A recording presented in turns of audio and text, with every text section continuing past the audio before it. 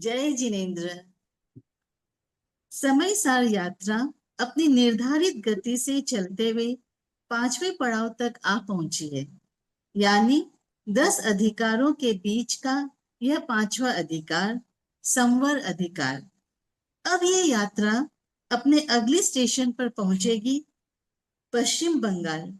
पश्चिम बंगाल के कोलकाता नगर में, जिसे मिष्टी नगरी भी कहते हैं, क्योंकि यहाँ के रसगुल्ला और सौंदेश बहुत फेमस है।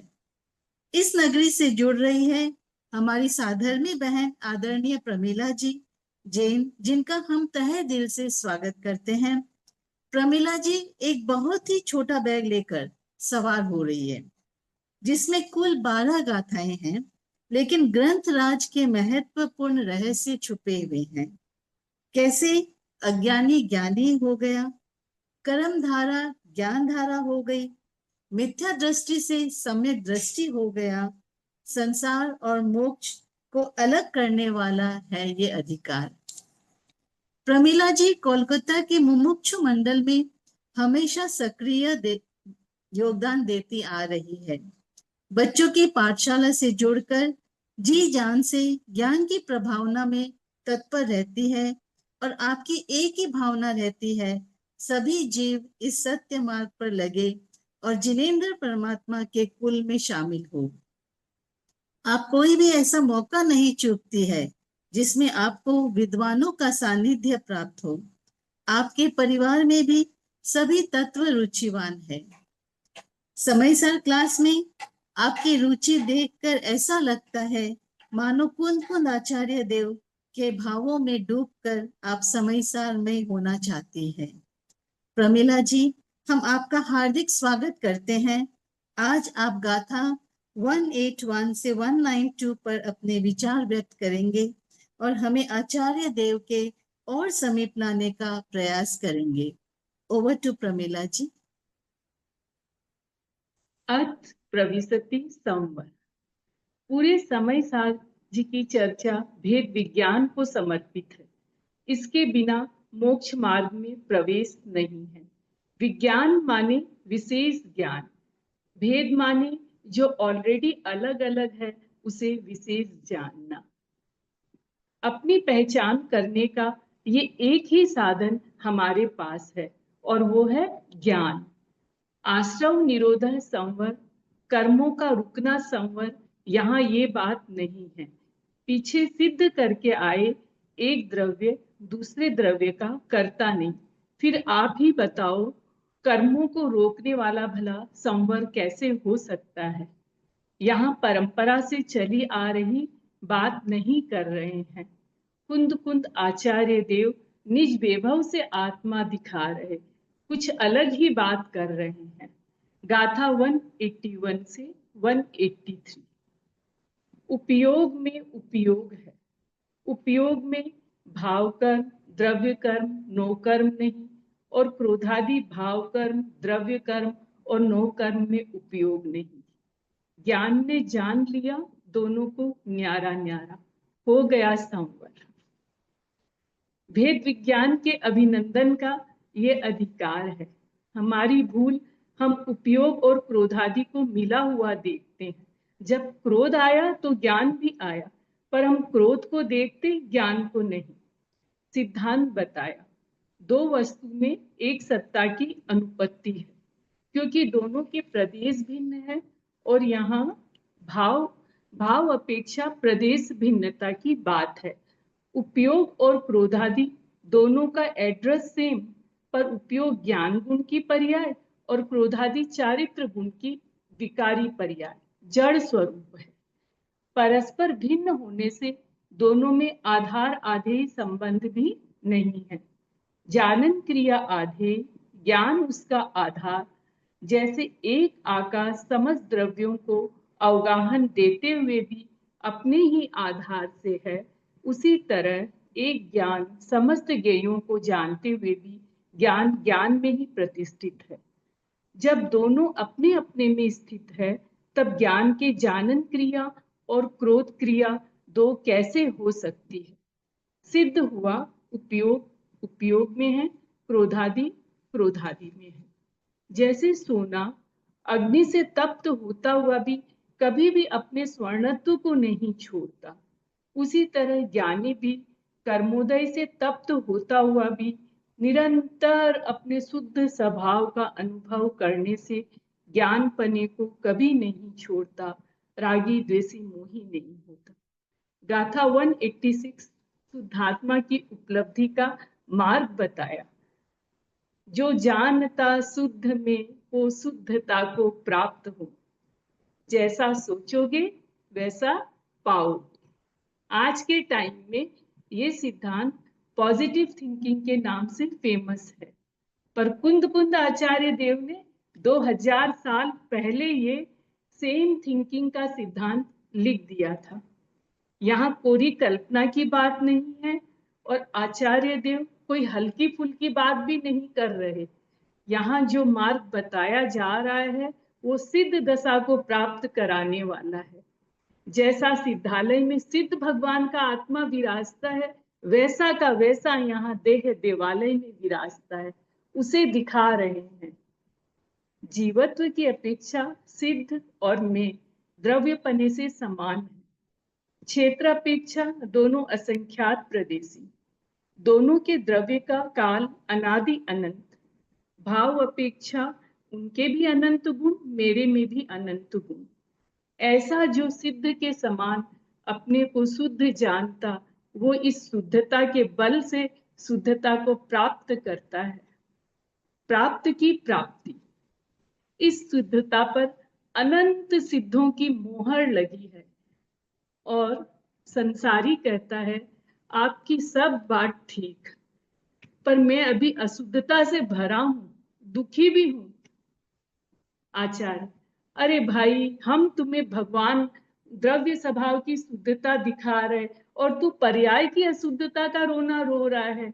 पर्याय तो बदलने वाली है, जो न बदलने वाला त्रिकाल सत्य, जिसमें कभी अशुद्धता ने प्रवेश ही नहीं किया, जिसका एक गुण कभी कम नहीं हुआ, उसे देख। दृष्टि फेर। अशुद्धता के काल में ही शुद्ध देखना, ये दृष्टि का कमाल है। अप्पा सो परम अप्पा, मुदित हो जा। जो अविच्छिन्न धारावाही ज्ञान से ऐसे निज आत्मा का अनुभव करता, वो ज्ञानमय भाव से ज्ञानमय ही होता, और जो अज्ञान से सदा ही अशुद्ध आत्मा का अनुभव करता, वो अज्ञानमय भाव से अज्ञानमय ही होता है। इस न्याय से ज्ञानी मोह राग द्वेष रूपी भावाश्रमों की संतति रुकने से शुद्ध आत्मा को प्राप्त करता है, और अज्ञानी भावाश्रमों की संतति न रुकने से अशुद्ध आत्मा को ही प्राप्त करता है। गाथा 187, 188, 189, इन 3 गाथाओं में संवर की विधि बताई, जो स्वयं के पुरुषार्थ से भेद विज्ञान की शक्ति के द्वारा पर पदार्थ और विकारी भावों से भिन्न निज भगवान आत्मा को ध्याता हुआ, उसी में स्थिर होने से जिसके नवीन कर्म बंध रुक गया, यही संवर है। गाथा 190, 191, 192, इन 3 गाथाओं में संवर का क्रम बताया। मोह राग द्वेष आश्रव भावों का कारण 4 अध्यवसान है: मिथ्यात्व, अज्ञान, अविरति, योग।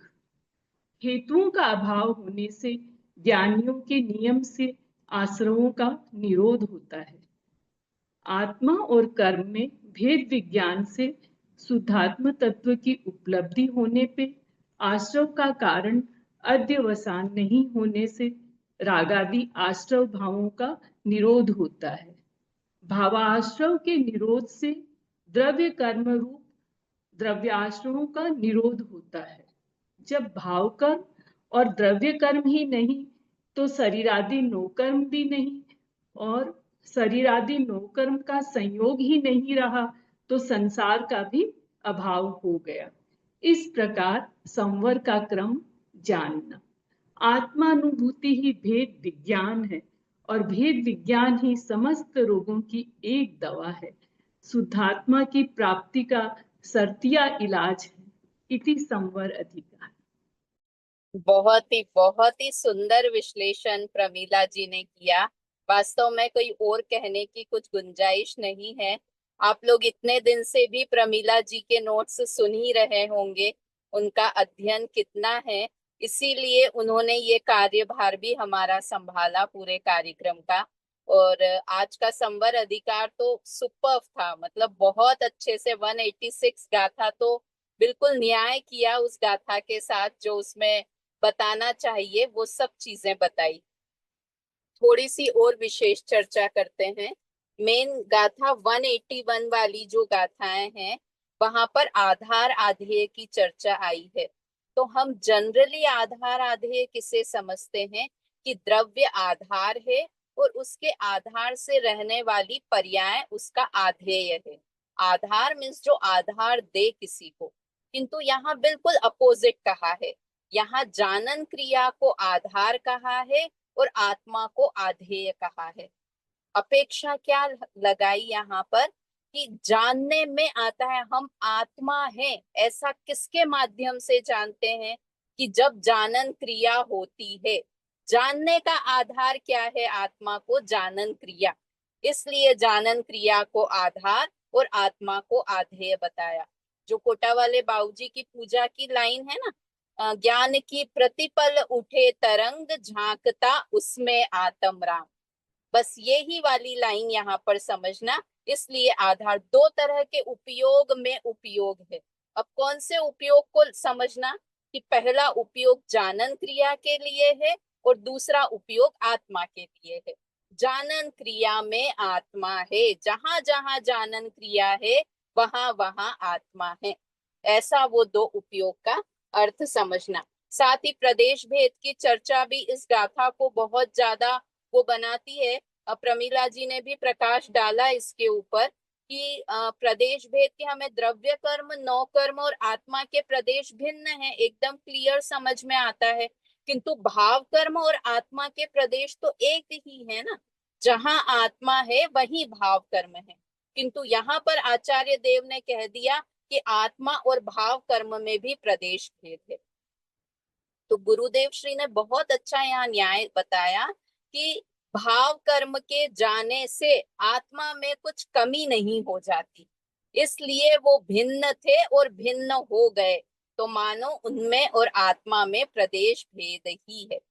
अगर कर्णानी योग से पूछेंगे तो वो तो यही कहेगा कि आत्मा और भाव कर्म एक ही प्रदेश है दोनों का, किंतु ये अध्यात्म की चर्चा है, इसलिए यहाँ पर दोनों के प्रदेश भेद की चर्चा आती है।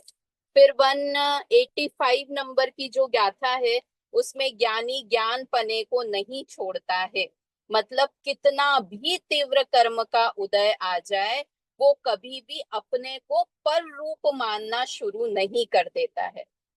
इतना भी कहते हैं कि वो अगर पागल भी हो जाए ना, मतलब उसका, जैसे अपन जिसको संसार में पागल बोलते हैं कि उसका ज्ञान काम नहीं कर रहा है, तब भी श्रद्धान सही रहता है, क्योंकि वो ज्ञान में उसके क्षयोक्षम ज्ञान में गड़बड़ हुई है। श्रद्धा गुण वैसा का वैसा ही काम करता है और वो अपने को ज्ञान स्वभाव ही मानता है। इतनी तक चर्चा आती है कि कितना महत्व है इस श्रद्धान का। और जो यहाँ भेद विज्ञान की चर्चा चल रही है, तो भेद विज्ञान और आत्मानुभूति दो अलग अलग चीजें नहीं है। वास्तव में भेद विज्ञान और आत्मानुभूति एक ही चीज है। नहीं तो हमें क्या लगेगा रेखा जी कि दो काम करना है, पहले भेद विज्ञान करो फिर आत्मानुभूति करो, तो कितना लंबा कोर्स हो गया ये तो वास्तव में भेद विज्ञान किया, जैसे अपन बोलते हैं ना, गेहूं से कंकर अलग किए, तो इसका मतलब पहले कंकर अलग किए फिर गेहूं को प्राप्त किया, ऐसा नहीं है। कंकर अलग हुए तो गेहूं अपने आप प्राप्त हो ही गया। तो वो एक ही चीज है, भेद विज्ञान और आत्मानुभूति सम्यक दर्शन कहें। तो इस तरह ये समयसार ग्रंथ पूरा ही आत्मानुभूति के लिए बहुत उपयोगी है, और इसका संवर अधिकार तो बिल्कुल भेद विज्ञान करा देने वाला अधिकार है।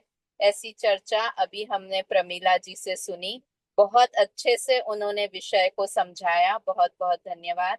साथ में रेखा जी का भी बहुत बहुत धन्यवाद। जय जिनेन्द्र।